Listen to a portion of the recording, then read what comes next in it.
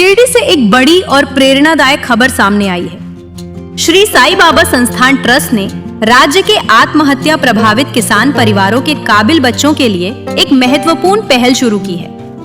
अब ऐसे विद्यार्थियों को MST CET परीक्षा की पूरी तरह मुफ्त रेसिडेंशियल कोचिंग दी जाएगी। जो छात्र 10वीं कक्षा में 80% या उससे अधिक अंक प्राप्त करेंगे, उन्हें इस योजना का लाभ मिलेगा।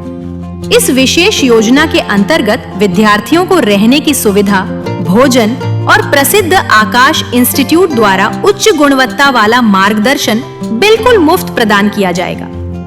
इस पहल का उद्देश्य ग्रामीण और जरूरतमंद विद्यार्थियों को उच्च शिक्षा की मुख्य धारा से जोड़ना और उन्हें इंजीनियरिंग तथा फार्मेसी जैसे क्षेत्रों में बेहतर करियर के अवसर उपलब्ध कराना है। शिरडी संस्थान का यह निर्णय हजारों विद्यार्थियों के भविष्य को नई दिशा देने वाला साबित हो सकता है। यह जानकारी संस्थान के chief executive officer Goraksh Gadalkar ने दी। ओम साईराम।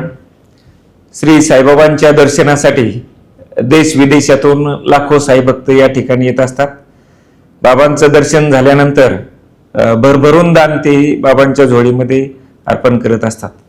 जे दान या ठिकाणी येतं त्या दानाचा वेगवेगळ्या सामाजिक उपक्रमासाठीचा वापर जो येतो श्री साईबाबा संस्थांच्या माध्यमातून केला जातो।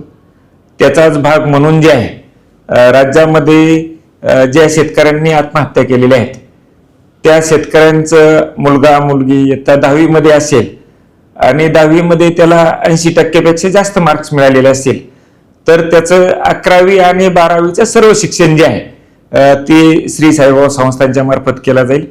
त्यासाठीचा निर्णय जो आहे तो तदर्थ समितीने घेतलेला आहे। त्यामध्ये त्या मुलाची राहण्याची व्यवस्था, त्याची प्रसाद भोजनाची व्यवस्था, त्याचा जो शैक्षणिक खर्च जो आहे तो शैक्षणिक खर्च सुद्धा जो आहे तो संस्थांच्या मार्फत केला जाईल। सर्वात महत्त्वाचं म्हणजे मागच्या वर्षापासून जे आहे ते साईबाबा संस्थांमध्ये आकाश कोचिंग क्लासेस मार्फत जे आहे ते 11वी आणि 12वीतल्या मुलांना जे आहे ते कोचिंगची सुविधा जी आहे ती संस्थांनी उपलब्ध करून दिलेली आहे। या सुविधेमध्ये सुद्धा त्या मुलांना जे आहे फ्री कोचिंग जे आहे त्यांना जे आहे ते उपलब्ध करून दिले जाणार आहे। सामाजिक बांधिलकीच्या भावनेने अडचणीच्या प्रसंगी गरजू विद्यार्थ्यांना आर्थिक मदत करण्याचा निर्णय, शैक्षणिक मदत करण्याचा निर्णय जो आहे तो साईबाबा संस्थांनी घेतलेला आहे। सर्व विद्यार्थ्यांना या निमित्ताने मी आवाहन करतो की आपण साईबाबा संस्थांनी सुरू केलेल्या या उपक्रमाचा जो आहे तो लाभ घ्यावा।